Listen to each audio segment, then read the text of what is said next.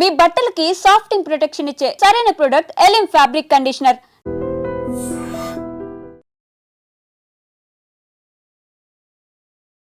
తెలుగు రాష్ట్రాల్లో క్రమంగా చాప కింద నీరుల నేరాలు మాత్రం రోజు రోజుకు విపరీతంగా పెరిగిపోతున్నాయి.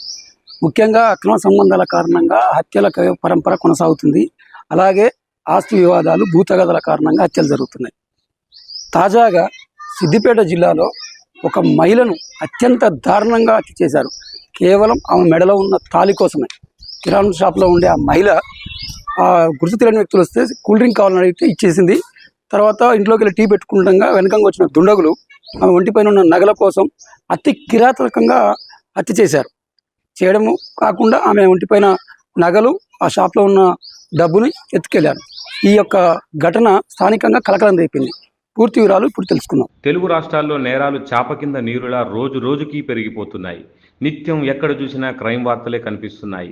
అక్రమ సంబంధాల కారణంగా అధిక హత్యలు జరుగుతుండగా ఆస్తి తగాదాలు, భూ వివాదాల కారణంగా మరికొందరు ప్రాణాలు కోల్పోతున్నారు.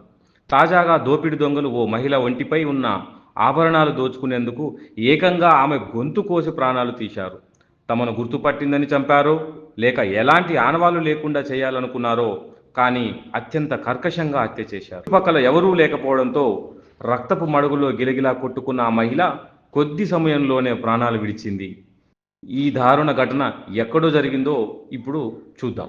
సిద్దిపేట జిల్లా చిన్న కోడూరు మండలం కమ్మర్లపల్లిలో శుక్రవారం ఈ దారుణం జరిగింది. కమ్మర్లపల్లికి చెందిన గాలి బాలలక్ష్మి, సుధాకర్ దంపతులకు కుమారుడు వెంకటేష్, కుమార్తె స్వాతి ఉన్నారు. కూతురు అత్తారింట్లో ఉంటుంది.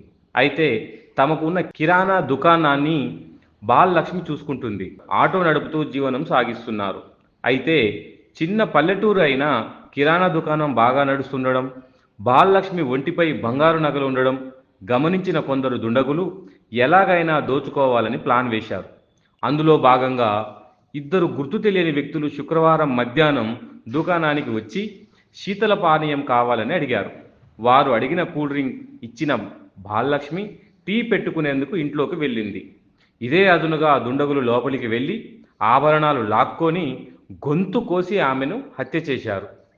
సాయంత్రం ఇంటికి వచ్చిన భర్త గమనించేసరికి రక్తపు మడుగుల్లో బాలలక్ష్మి చనిపోయి కనిపించింది. వెంటనే గ్రామస్తులకు, పోలీసులకు ఆయన సమాచారం ఇచ్చారు. ACP Ravinder Reddy, CI Srinivas, SI Balakrishna, clues team సభ్యులు వచ్చి పరిశీలించారు. సుధాకర్ ఇచ్చిన ఫిర్యాదుతో కేసు నమోదయ్యింది. గ్రామంలో అందరితో కలుపుకొలిగా ఉండే బాలలక్ష్మి హత్య కావడంతో గ్రామంలో విషాద ఛాయలు అలుముకున్నాయి. అపరిచితుల పట్ల అందరూ అప్రమత్తంగా ఉండాలని పోలీసులు సూచిస్తున్నారు. ఏది ఏమైనప్పటికీ దోపిడీ దొంగల ఘాతుకానికి ఒక అమాయకురాలు బలైంది.